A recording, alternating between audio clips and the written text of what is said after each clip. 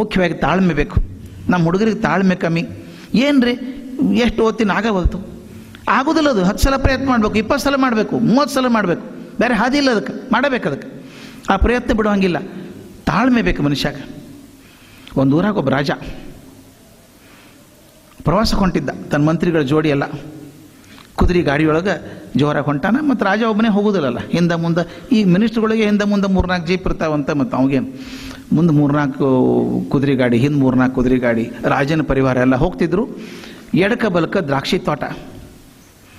ಈ ಬಿಜಾಪುರ ಕಡೆ ಹೋದ್ರೆ ಕಾಣಿಸ್ತದೆ ನಿಮ್ಗೆ, ಎಲ್ಲಿ ಹೊಡೆದ ದ್ರಾಕ್ಷಿ ತೋಟ, ಎಡಕ ಬಲಕ ಅದ್ಭುತ ದ್ರಾಕ್ಷಿ ತೋಟ. ಎಲ್ಲ ಕಡೆ ದ್ರಾಕ್ಷಿ ಆಗೋ ಟೈಮ್ ಅದು.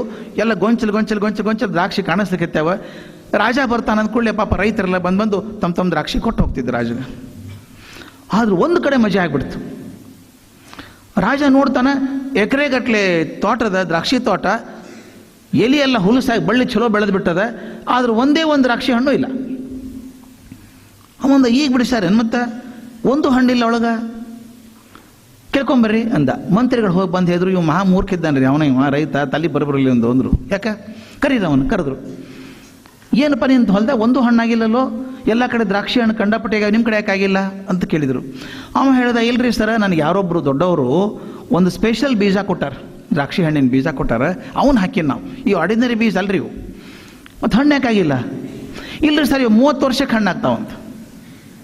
ಹಾಕಿದ ವರ್ಷ ಆಗೋದಿಲ್ಲವು, 30 ವರ್ಷ ನೀರು ಕೊಡಬೇಕು, ಗೊಬ್ಬರ ಕೊಡಬೇಕು, ಬೆಳಕು ಬೀಳಲಿಕ್ಕೆ ಬಿಡಬೇಕು, ಕಸ ತೆಗಿಬೇಕು, ಹಿಂಗೆ ಮಾಡ್ಕೋತಾ ಇರ್ಬೇಕು ಪರಿಶ್ರಮ. 30 ವರ್ಷಕ್ಕೆ ಹಣ್ಣು ಕೊಡ್ಲಿಕ್ಕೆ ಹೋಗ್ತಾವೆ, ಭಾಳ ಚಲೋ ಹಣ್ಣು ಇರ್ತಾವಂತ ಸರ್, ಆ ನಂಬಿಕೆ ಮೇಲೆ ಮಾಡ್ಲಿಕ್ಕೆ ಹತ್ತೀನಿ ನಾನು ಅಂದ. ಎಷ್ಟು ವರ್ಷ ಆತು ಈಗ ಹಾಕಿ ಅಂತ ಕೇಳಿದ್ರು. 25 ವರ್ಷ ಆತ್ರಿ ಸರ್ ನಾವು. ಅಲ್ಲೋ 25 ವರ್ಷ ಹಣ್ಣು ಇರಲಾರ್ದು ಹಂಗೆ ಬದುಕಿ ಅಂದರು. ಬದುಕೇನ್ರಿ ಸರ, ಇನ್ನು 5 ವರ್ಷ ಅಲ್ರಿ ಸರ ಅಂದ. ಅವ್ರ ರಾಜ ಇದ್ದೀಯಪ್ಪ ಮನುಷ್ಯ, ನೀನು ಒಂದು ಕೆಲಸ ಮಾಡು, ಇನ್ನು 5 ವರ್ಷ ಆದಮೇಲೆ ನಾನು ನೀನು ಬದುಕಿದ್ರೆ ಗೊತ್ತಿಲ್ಲ, ಬದುಕಿದ್ರೆ ಇದ್ರಾಗ ಹಣ್ಣು ಆದ್ರೆ ನಾನು ತಂದು ಕೊಡ್ತೀಯ ನೀನು ಅಂತ ಕೇಳಿದೆ ರಾಜ. ಕೊಡ್ತೀನಿ ರೀ ಸರ್, ನೀವು ಹೇಳಿದ ನಾನು ಕೊಡಲಾರ್ದು ಇರ್ತೇನೇನು ಅಂದ. 5 ವರ್ಷ ಹೋತು, ದೇವರ ಕೃಪಾದಿಂದ ಇಬ್ಬರು ಬದುಕಿದ್ರು. ಮೊದಲೇ ಹಣ್ಣು ಬಂತು ಆ ತೋಟದಾಗ. ಏನು ಹಣ್ಣು ರೀ ಅವು, ಒಂದೊಂದು ದ್ರಾಕ್ಷಿ ಹಣ್ಣಂದ್ರೆ ಟೆನ್ನಿಸ್ ಬಾಲ್ ಇದ್ದಂಗೆ, ಅಷ್ಟು ದೊಡ್ಡ ದ್ರಾಕ್ಷಿ ಹಣ್ಣು ಜಗತ್ತಿನ ಯಾರು ಕಂಡಿದ್ದಿಲ್ಲ. ಬೀಜನೇ ಇಲ್ಲ ಒಳಗೆ, ತಿಂದ್ರೆ ಪೂರ್ತಿ ರಸನೇ. ಅದು ಏನು ರುಚಿ, ಅದು ಅಮೃತ ಇದ್ದಂಗಿತ್ತು. ಅವ್ನು ನೆನಪಾತು ರೈತಗೆ, ರಾಜಿಗೆ ಮಾತು ಕೊಟ್ಟಿದ್ದೆ ನಾನು ಅಂತ.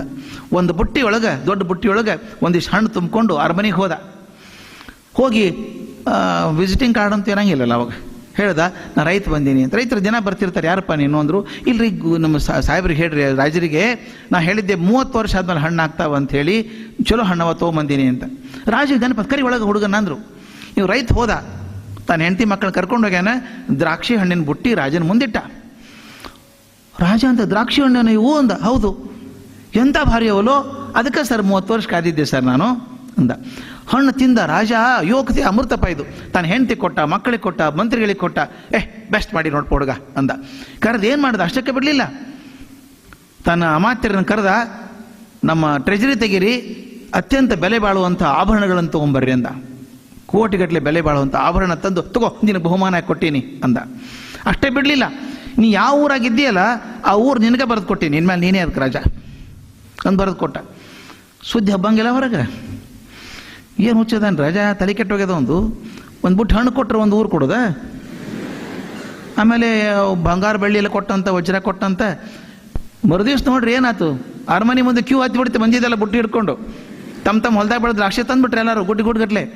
ಅವ್ ರಾಜ ಹೊರಗೆ ಬರಲಿಲ್ಲ. ಅವ್ನು ಮಂತ್ರಿಗಳು ಹೇಳ್ದ, ಅವ್ರು ಕಳಿಸ್ಬಿಡೋದು, ಯಾರು ಬೇಡ ನನಗೆ, ಅವರು ಅವ್ರಿಗೇನು ಮಾರ್ಕೆಟ್ ರೇಟ್ ಅದು ಕೊಟ್ಟು ಕಳಿಸ್ಬಿಡು ಅಷ್ಟೇ ಅಂತಂದ. ಅವ್ರು ಜಗಳಕ್ಕೆ ಬಂದುಬಿಟ್ರು. ಅವರು ಏನ್ರಿ ಒಂದು ಕಣ್ಣಿಗೆ ಒಂದು ಮಾಡ್ತೀರಿ ನೀವು, ಅವು ಬಂದ್ರೆ ಬಂಗಾರ ಸಾಮಾನು ಕೊಡ್ತೀರಿ, ಊರ ಬರ್ಕೊಡ್ತೀರಿ, ನಮ್ಮ ದ್ರಾಕ್ಷಿ ನೋಡಂಗೆ ಕೆಲಸ ಐತೆ ನೀವು ಅಂತಂದ್ರು. ಕಡೆಗೆ ಅವ್ರು ಜಗಳ ಬಂದ್ಕೊ ಕರ್ಕೊಂಡ್ರು, ದರ್ಬಾರನ್ನ ಕರೆದ್ರಂತ. ರಾಜ ಹೇಳ್ದೆ, ಏನಪ್ಪ ತಕರಾರು, ನಾವು ದ್ರಾಕ್ಷಿ ಬೆಳೆದಿವ್ರಿ, ಅವನು ದ್ರಾಕ್ಷಿ ಬೆಳೆದಾನ್ರಿ, ದೊಡ್ಡ ಇರ್ಬೇಕು ಸ್ವಲ್ಪ ಅಷ್ಟೇ, ಮತ್ತು ಅವ್ನಿಗೆ ಅಷ್ಟೆಲ್ಲ ಕೊಟ್ಟಿರಿ, ನಮಗೇನು ಕೊಡಲಿಲ್ಲ ನೀವು. ರಾಜ ಇದ್ದಂಥ ದ್ರಾಕ್ಷಿಗೆ ಬೆಲೆ ಕೊಟ್ಟೇ ಇಲ್ಲ ನಾನು, ದ್ರಾಕ್ಷಿಗೆ ರೊಕ್ಕನೇ ಕೊಟ್ಟಿಲ್ಲ ಅವಾಗ ನಾನು ಅನ್ನೋದು. ಮತ್ತು ಕೊಟ್ಟಿರಲ್ರಿ, ಬೆಳ್ಳಿ ಬಂಗಾರ ಸಹ ಕೊಟ್ಟಿರಿ, ಜ್ಯುವೆಲ್ರಿ ಕೊಟ್ಟಿರಿ ಅವಾಗ, ಮತ್ತೊಂದು ಊರೇ ಬರ್ಕೊಟ್ಟಿರಿ ಅಂತ. ದ್ರಾಕ್ಷಿ ಬೆಲೆ ಅಲ್ಲದು, ಅವಾಗಿರುವಂಥ ನಂಬಿಕೆ, ತಾಳ್ಮೆ ಬೆಲೆ ಅದು. 30 ವರ್ಷ ನಂಬಿಕೆ ಮೇಲೆ ಬೆಳೆಸಾನ ನೋಡ್ರಿ ಅವ, ಆಗ್ತದೆ ಅಂತ ತಿಳ್ಕೊಂಡು, ಚಲೋ ಆಗ್ತದೆ ಅಂಥೇಳಿ 30 ವರ್ಷ ತಾಳ್ಮೆ ಕಳ್ಕೊಳ್ಳಾರ್ದೆ ಒಕ್ಕಲ್ತನ ಮಾಡಿಲ್ಲ, ನೀರು ಹಾಯ್ಸಾನ, ಗೊಬ್ಬರ ಕೊಟ್ಟಾನ, ಕಸ ತೆಗೆದಾನ, ನೋಡ್ಕೊಂಡಿದ್ದಾನ, ನಂಬಿಕೆ ಮೇಲೆ ಬದುಕ್ಯಾನ 30 ವರ್ಷ. ನಾ ಕೊಟ್ಟದ್ದು ಅವನ ದ್ರಾಕ್ಷಿ ಬೆಲೆ ಅಲ್ಲದು, ಅವನಲ್ಲಿರುವಂಥ ತಾಳ್ಮೆ ಮತ್ತು ನಂಬಿಕೆ ಬೆಲೆ ಅದು. ನಿಮ್ಮ ಜೀವನಕ್ಕೂ ತಾಳ್ಮೆಗೆ, ನಂಬಿಕೆಗೆ ಬೆಲೆ ಬರ್ತದೆ only when you have it. ಬರ್ಬೇಕು, ನಂಬಿಕೆ ಬರಬೇಕು.